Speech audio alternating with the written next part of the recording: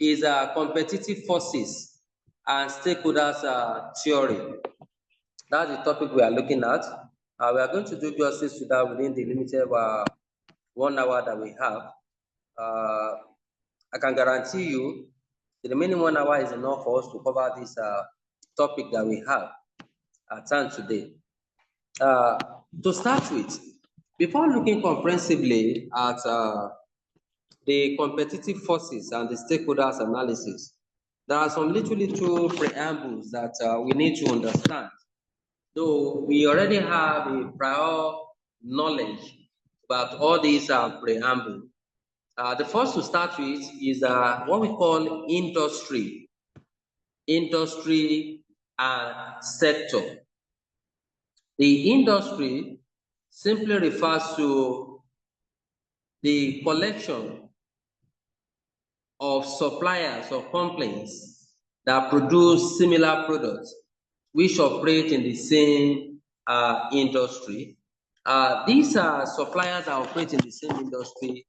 They have the objective of making profit and striving to have competitive advantage over others. That is what we call industry. But related to the word industry is what we call industry segments.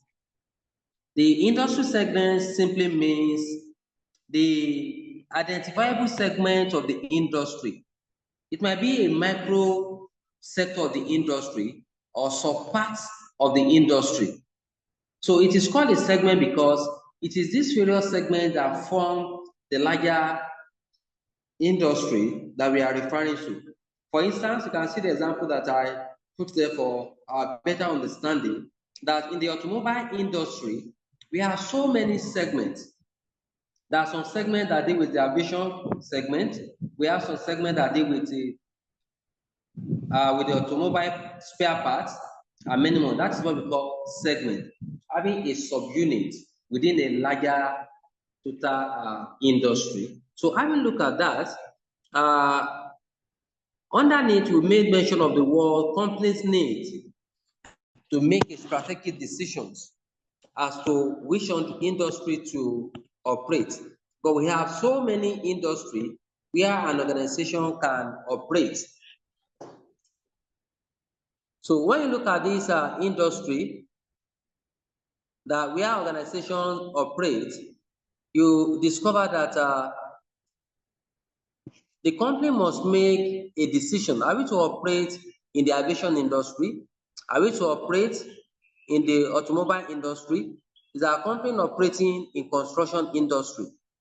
This is very key and essential for company to decide, because the decision on this will assist the company greatly to know how they can deploy their resources.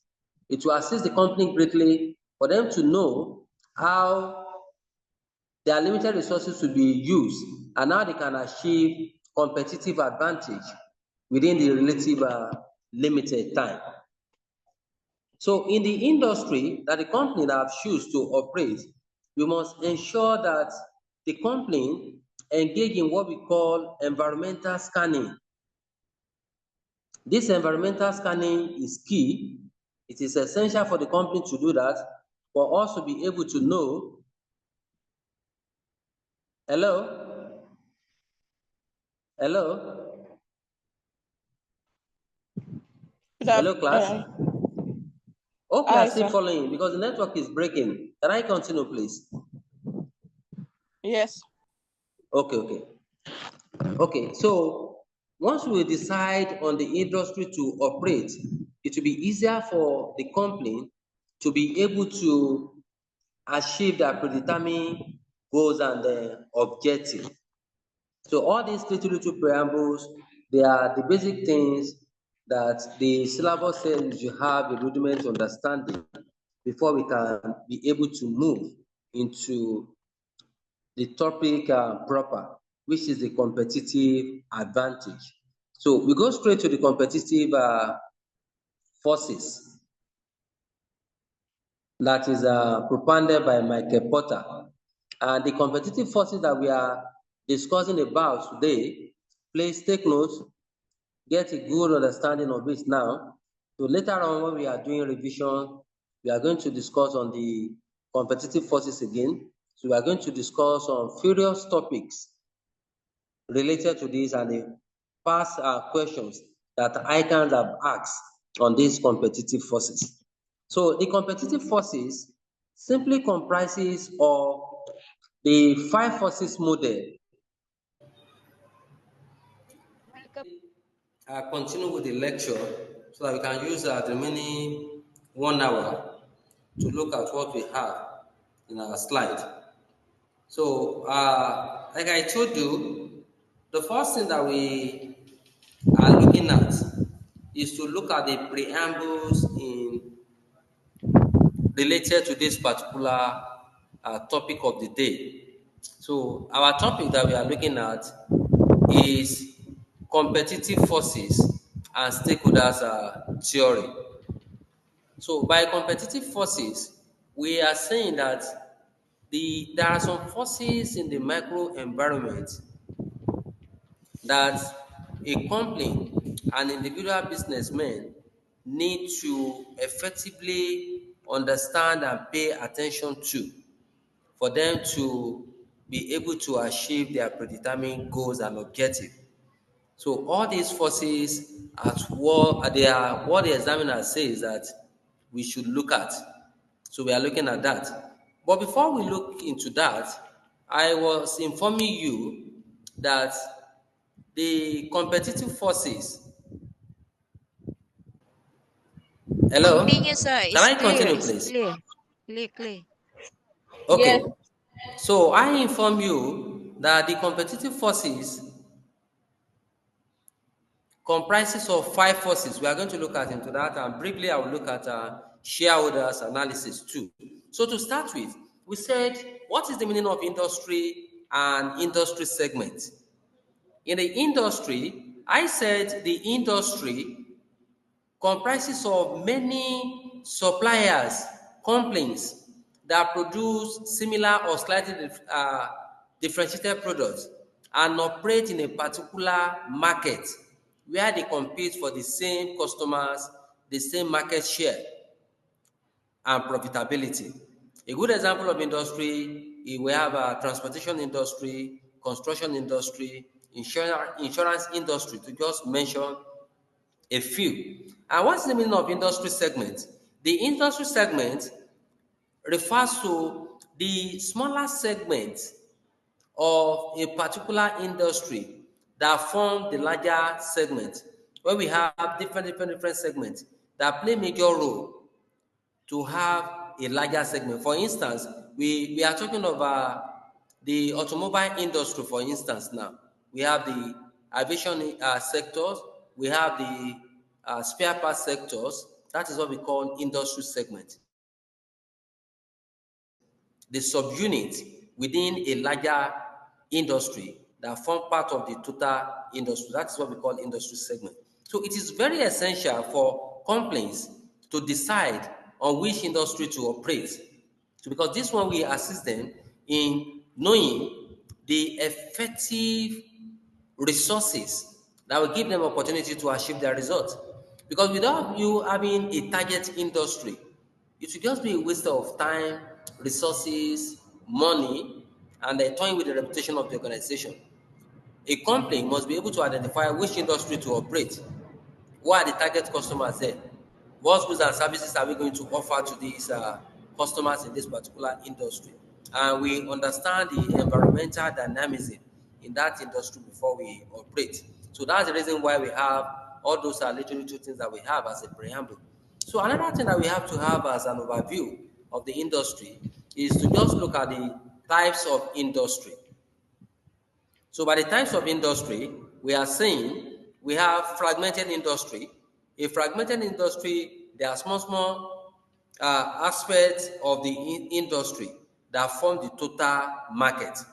Like for instance, now we are talking of the cleaning services, hairdressing services, organizer.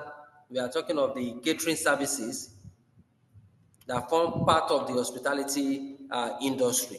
That's what we call fragmented industry. But when it comes to emerging industry, the emerging industry are just upcoming industry that is growing. They have a future potential growth and profitability.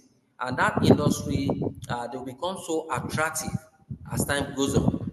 That's what we call emerging, growing industry.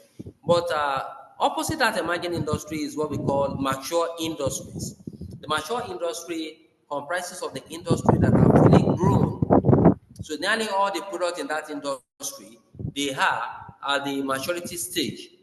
So those products are really, really performing, and the product is bringing in a large market share to the organization. That is what we call a mature industry. A good example of mature industry in Nigeria, manufacturing industry is a typical example. We have the industry for transportation industry is another example.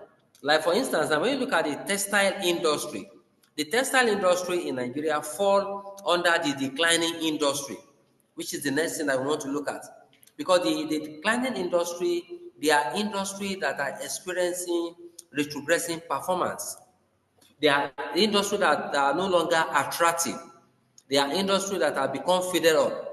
And nearly all the participants, companies in that market, they are looking for a way of leaving the market to another attractive and profitable industry. So the declining industry in Nigeria, a typical example of it is textile industry or the mining industry, because all these industry are not really doing very well. So lastly, there is a global industry. The global industry means the international industry where a large number of companies, nations come to participate to sell their goods and services, particularly those goods and services where they have comparative cost advantage over others. So I'm very sorry that I'm a little bit faster because of the time that we have wasted. Apart from the global industry, you can see in the material that I shared, we have convergence industry. A convergence industry occur when we have two or more industry that comes together, or two, three, four, or part of five segments of the industry come together to form one industry. That is what we call convergent industry. So in that convergent industry, we have a situation whereby we have different segments of the industry coming together. Like in the transportation industry now, uh, we have the spare part industry, we have an industry where we have tire industry, all of them come together to form transportation industry. That is what we call convergence. But there are some instances that can make the company to converge. When we are talking of convergent industry, the convergence coming together can be as a result of demand or supply in the industry. So the convergence can be as a result of demand-led or supply-led convergence. So when it is demand-led convergence, that implies that the reason why the segments come together to convert to form a bigger part is because of the increasing demand from the customers. So the increasing demand is high, they cannot meet up with it, so they want to come up with innovative products to satisfy the need of the customers. Due to that, they converge. There will be collaboration between them. And it is possible it might be as a result of supply. Maybe probably there is a shortage in supply. The company cannot meet the teeming demand of the customers. So to cover for this gap, they can come together to be more productive and increase their production capacity. So next we move to the main topic of the day, which is the Porter's Five Forces model. The Porter Five Forces model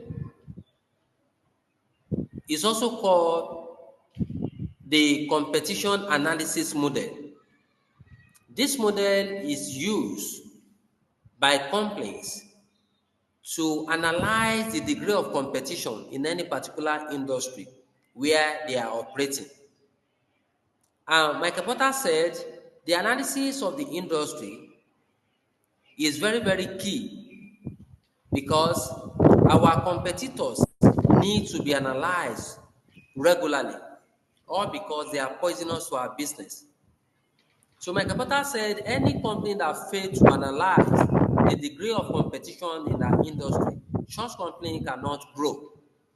The company cannot achieve sustainable existence in the market over time. So according to Michael Porter, there are 5 models of forces that we can use to determine the degree of competition and the strength of the company in the competitive market. The 5 forces model that we can use are: 1, threats from new entrants; 2, availability of substitute product or services; 3, bargaining power of suppliers; 4, bargaining power of buyers; 5, rivalry among major competitors. So in the exam condition, they will not ask you more than this, and the examiner is not expecting you to add additional things than what this scholar have stated. So when you are being required to discuss comprehensively on the 5 forces model, or the question says that using Porter 5 forces model, analyze the case scenario or the challenges being faced by a so company. These are the 5 models that you are going to use. So I repeat the model. The 5 forces model comprises of threats from new entrants, availability of substitute products, bargaining power of suppliers, bargaining powers of buyer, and rivalry among major competitors. So you can see the diagram underneath that contains all these 5 forces model. To start with, let's look at the first one that the scholar called the threats from new entrants. So what are those people that we call new entrants? That is the most important thing. The first to know. The new entrants, entrants, new entrants refers to potential competitors. They are new competitors that are striving to enter the competitive market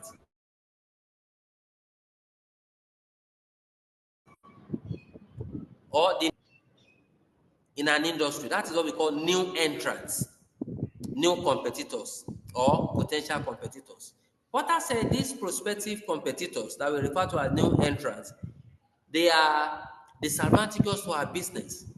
They are poisonous to our business. Poisonous to our business. As a result of that, we must prevent their emergence. We must not allow them to come to the already saturated competitive market. Or because if these new entrants emerge, they will reduce our profit making. They will create competition for our brands. They will snatch our customers. They will reduce our brand dominance and cause intense disequilibrium in the competitive market. So Michael Porter advised that all the existing companies, they should place a high entry barriers. The reason being that if the existing competitors place a high entry barriers, then automatically the number of new entrants that we have opportunity to emerge might not be more than 1 or 2 or 3. There will be few. But in a situation whereby the company did not place a high entry barrier, then the number of new entrants that will come into the industry will be large. So it is advisable that all existing companies in the industry should ensure a high entry barrier in order to limit the number of new entrants that will come into the competitive market. In relation to that, there are some basic factors that either encourage or discourage the emergence of a new entrant into an attractive industry. When all these determinants, these factors are favorable, the new entrant will try all they could to ensure that they enter and participate in selling their products in that industry. So among the factors that determine the emergence of the new entrant, apart from the high entry barriers, are the following. We have: 1, economic of scale. So I'm looking at the major entry barriers that determine emergence of new entrants now. We have: 1, economics of scale. By economic of scale, we are referring to a situation whereby the total quantity of a product that the new entrant can sell to the customers is high. If the new competitors that are coming, they will have opportunity to engage in mass production, and they will have access to sell their products to large number of customers. Automatically, the new entrants will emerge. They will try to overcome all the barriers that are placed to prevent their emergence. But in the reverse case, if the number of customers that are willing to willing to buy the product are small, and the company does not have the opportunity to produce in large, then automatically they might be discouraged to launch their products. They have to wait till the time that favorable opportunity to produce in large quantity and sell to large number of customers in order to make huge profit and break even will arise. Another determining factor is capital investment required.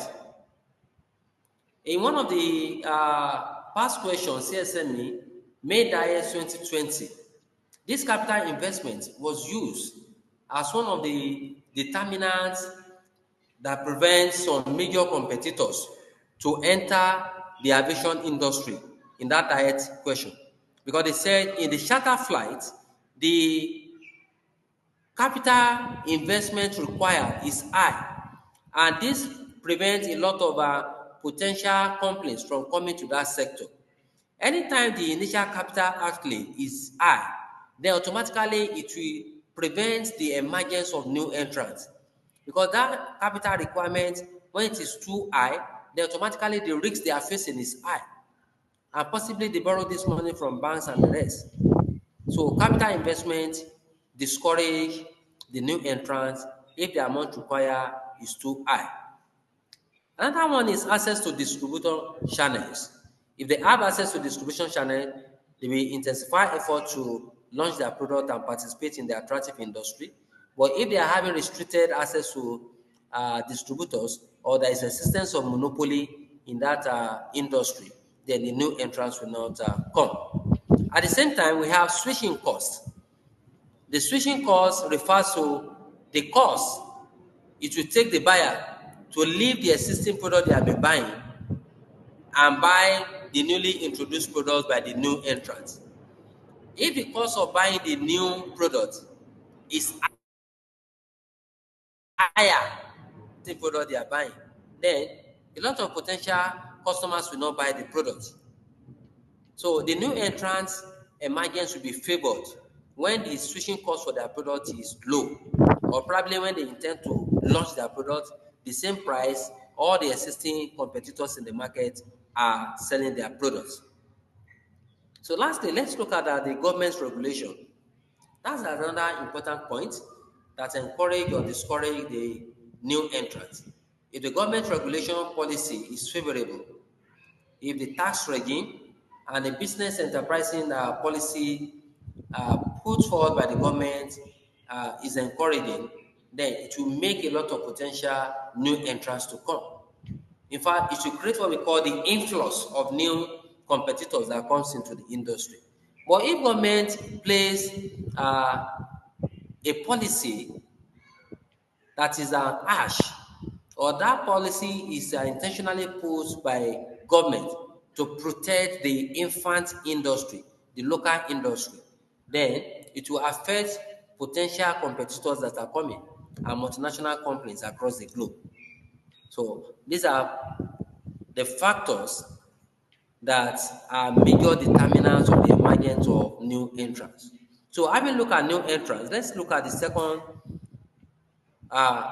force or model, that is threat from substitute products. This threat from substitute products simply means availability of alternative products in the market. Anytime there is availability of substitute products, it is disadvantageous to all the existing sellers and companies in the industry.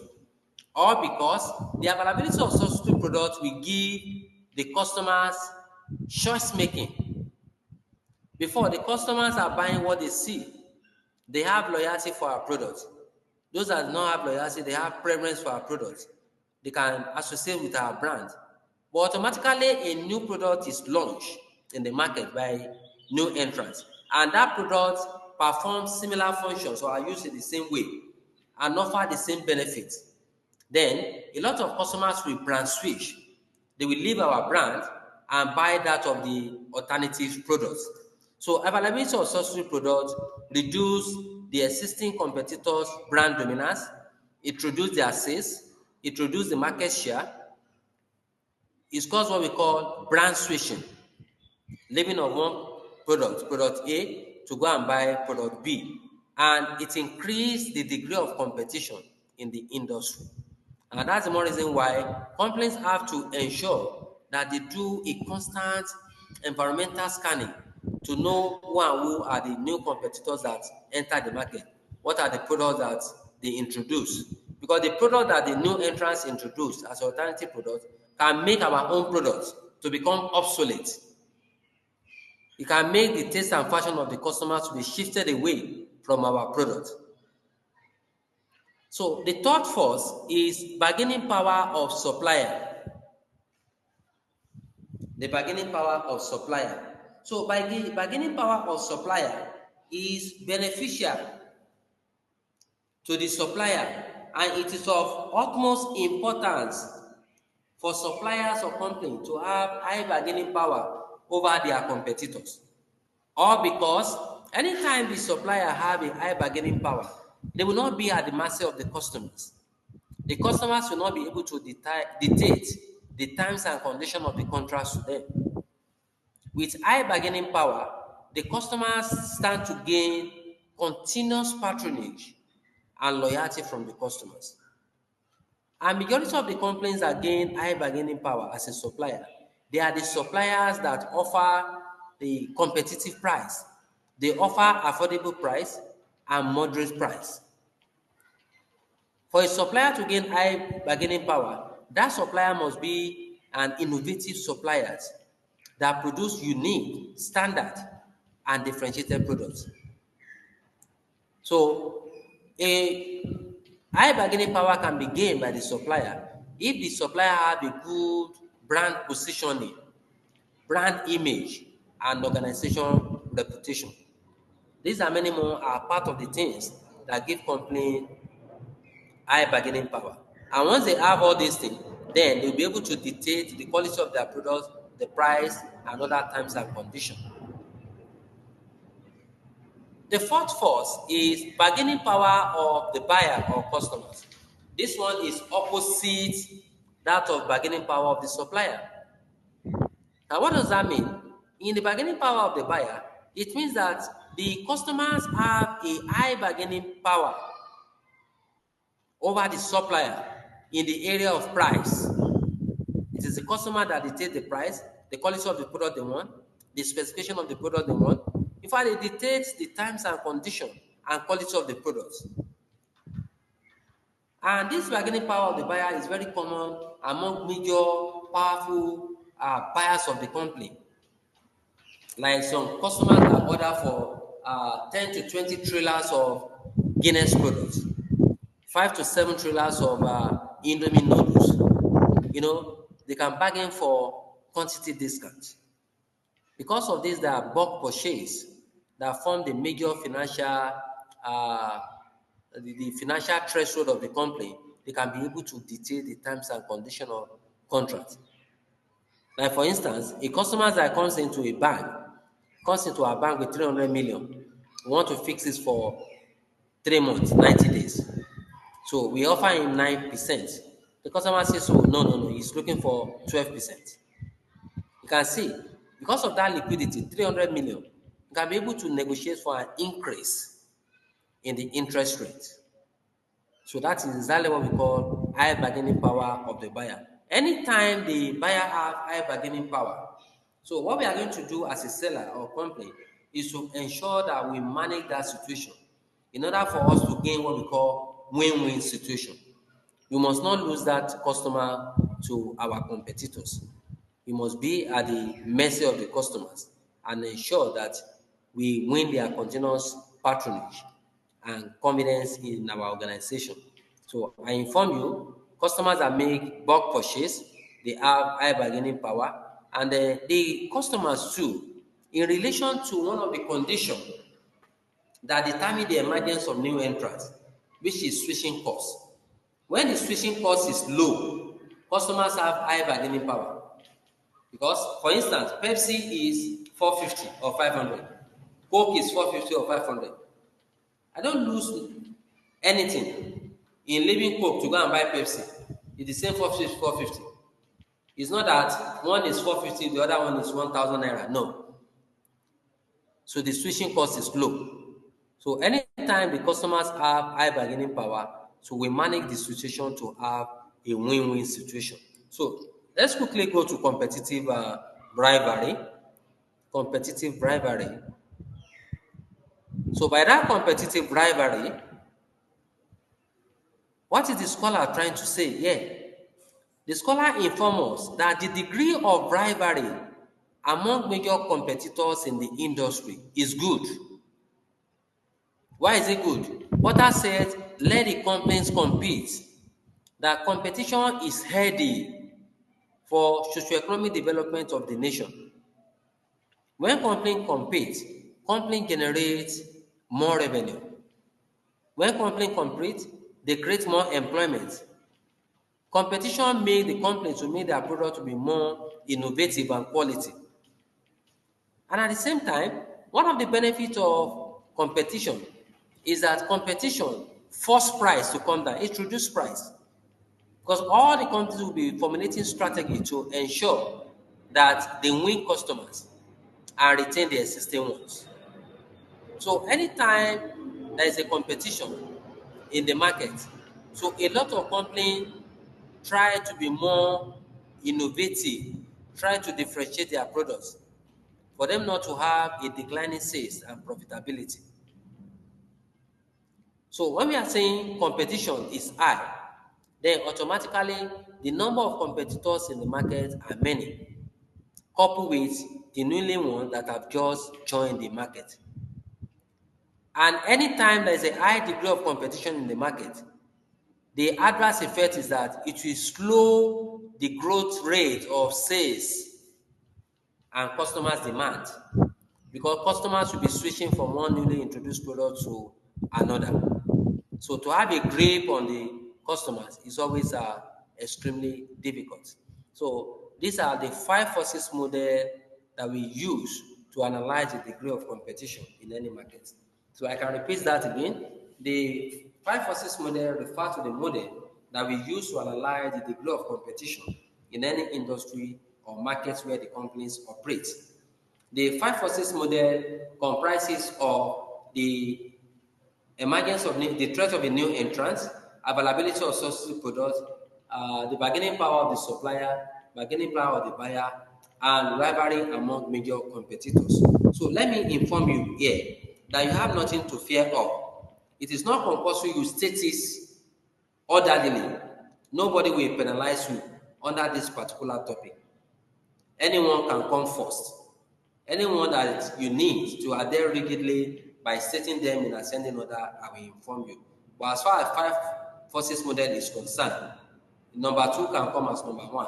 Just know that you have a better understanding, in-depth understanding of this 5 forces model. I hope it is understood, and we can quickly look at the stakeholders within the remaining limited time. I need response, please. Hello? My amiable scholars? Hello? Hello, students? Hello, sir. Yes. I need your response. Can we continue by Yes. looking at... Okay, okay. Okay, thank you. Okay, the next thing that we are looking at now is stakeholders. Stakeholders. By stakeholders means the individual or group of individuals. We don't use the word individual, we can use people. It is allowed. So stakeholder refers to individual or group of individuals that have interest in the organization performance, operational activities, and success. That stake, S-T-A-K-E, means interest. So the group of people that follow the activities of the company, be it they are employees of the company, they are non-employees of the company, or they belong to the members of the public, but they just have a vested interest in the activities of the company. Those are the people that we call stakeholders. So in defining stakeholders, just give it a simple definition that stakeholders refer to the categories of people or group of people that have interest in the activities of the company. So it should be known that the stakeholders can influence the company performance, policy, and strategy. And at the same time, the company strategy policy can affect the stakeholders. So that should be key. More or less a symbiotic relationship. Stakeholders can affect or influence the company policy, while the company policy, strategy, operational activities too affect the stakeholders. So what are the categories of stakeholders? In these categories of stakeholders here, I put everything together. But as our lecture proceeds, we are going to see the classification of these stakeholders into different types. So the stakeholders comprise of the following groups. We have one, the ordinary shareholders. The shareholders of the company are equally the stakeholders of the company. But it should be noted here that it is not all stakeholders that are shareholders of the company, but all shareholders of the company are stakeholders of the company.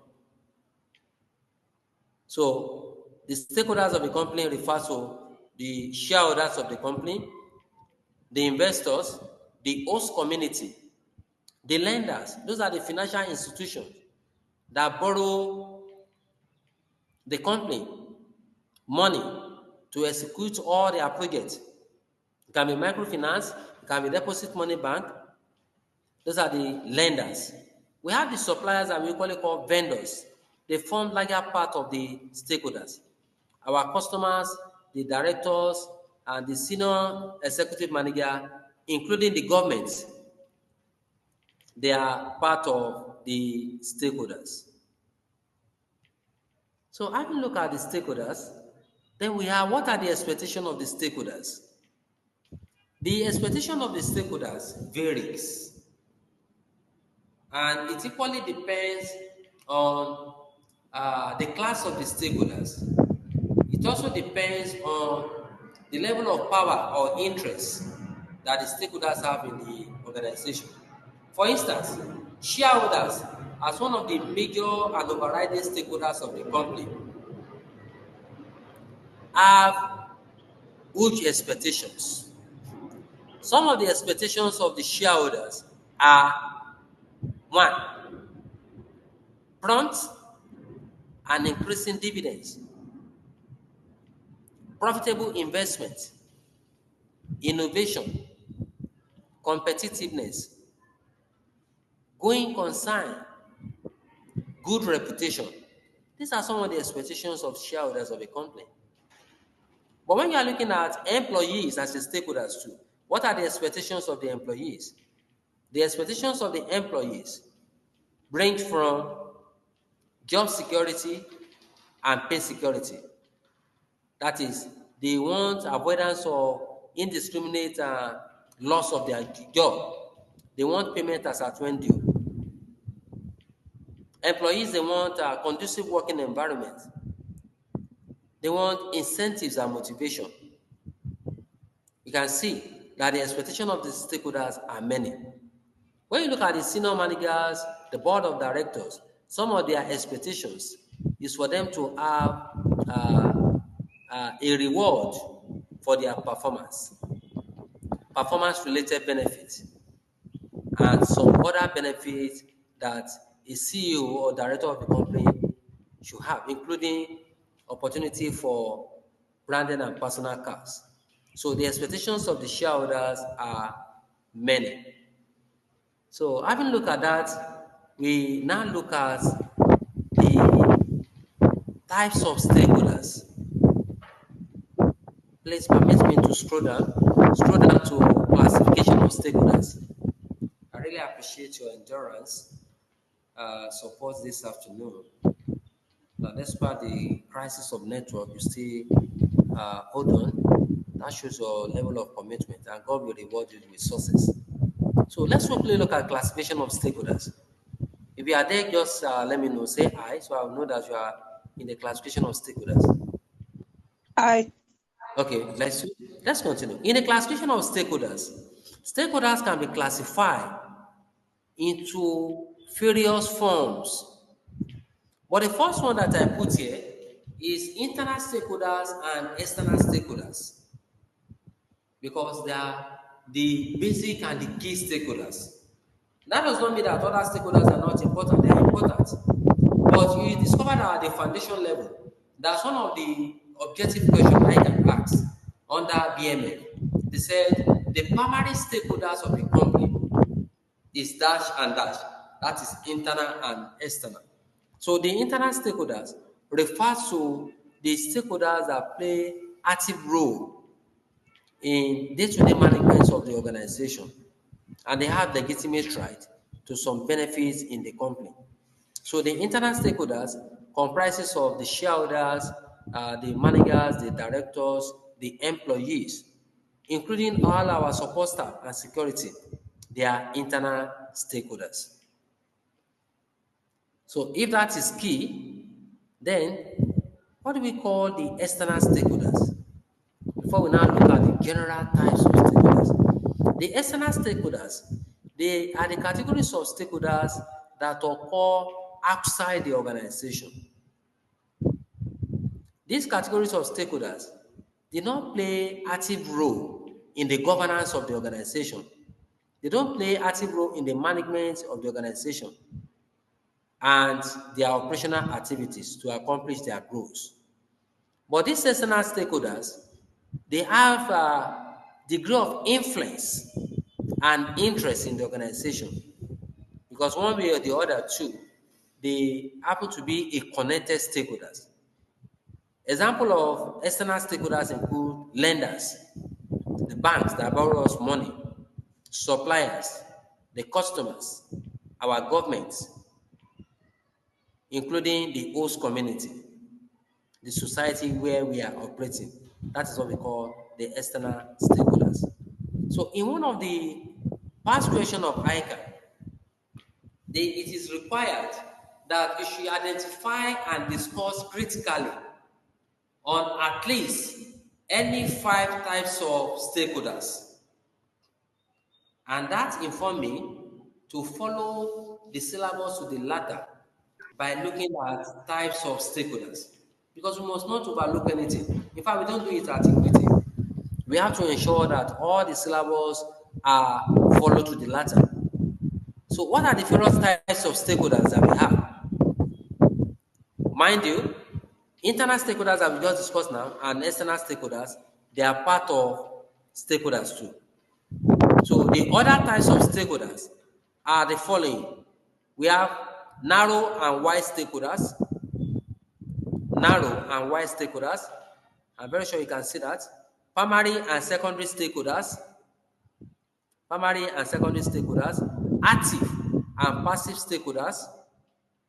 Voluntary and involuntary stakeholders. Legitimate and illegitimate stakeholders. And at the same time, we have known and unknown stakeholders, including internal and external stakeholders. So looking at all these types of stakeholders, their explanations are very similar. To start with, the first one that we have narrow and wide stakeholders. You see, this word narrow and wide, as used by Evans and Freeman, I see it's more or less like an idiomatic expression or maybe figurative speech. Because the narrow stakeholders, they are the categories of stakeholders that have a closer relationship with the organization Because of their closer relationship and active role they play in the achievement of the company goals and objectives, they are much affected by the company policy and performance. So what the examiner will be looking for when you are defining or explaining the narrow stakeholders is that statement that will tell the examiner that the narrow stakeholders are much affected by the company policy, decisions, procedures, performance, and success because they have a closer relationship with the company and play major role in achievement of their goals. Example of a narrow stakeholders are the company's employees and directors. Wide stakeholders, on the other hand, the wide stakeholders, they are less affected by the company's policy. That's the reason why we say wide. They are less affected and less dependent on the company. As a result of that, the decision of the company, their performance at times does not affect them unless in extreme case where the company violates certain policy or regulations. A good example of wide stakeholders is government. So far you are paying your salary, you don't involve in any illegal business, you are paying your taxes when due, you abide and comply with regulations. Government do not have any reason to sanction you or prognose in the activities of the company. So a good example of a wide stakeholders is the government and external community. So another types of stakeholders is primary and secondary stakeholders. The primary and secondary stakeholders is the same thing as internal and external stakeholders. And at the same time, it is the same thing as active and passive. The primary stakeholders, they are the categories of stakeholders that play pivotal role in the operational activities of the company and achievement of their objective and future goals. Example of the primary stakeholders Osoma, please, can you please mute, please? So example of primary stakeholders are the customers, the employees, and the suppliers because their contributions are very vital to the achievements of the company goals. The suppliers supply us with the basic raw materials needed for transformation into finished goods in order to sell and make profit and achieve going concern. So this, at the same time, the customers too, their patronage is key to our continuous existence.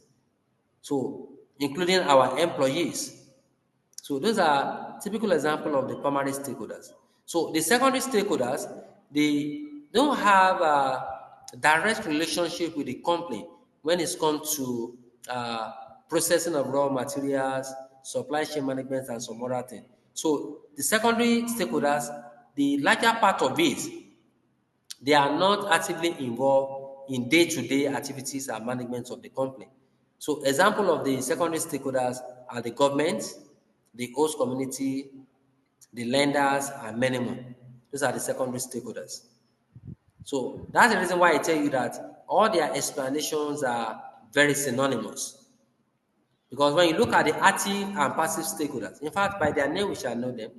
The active stakeholders are the categories of stakeholders that we refer to as the internal or primary stakeholders that play major and active roles in the company decision making, operating processes, and achievement of goals.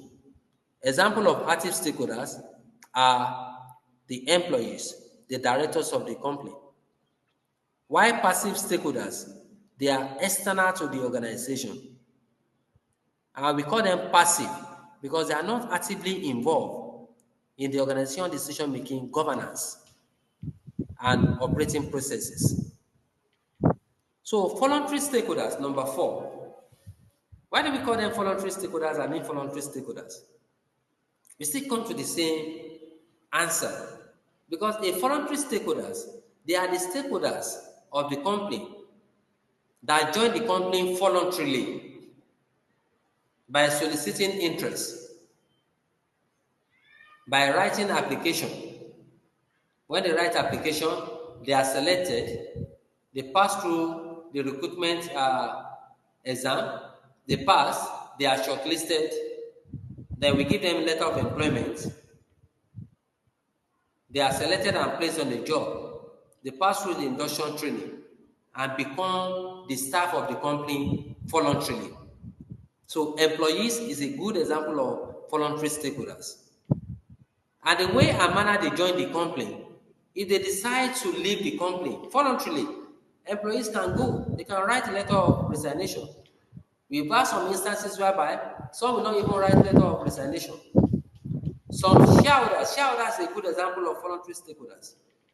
They buy the shares voluntarily, they are not under duress or undue influence.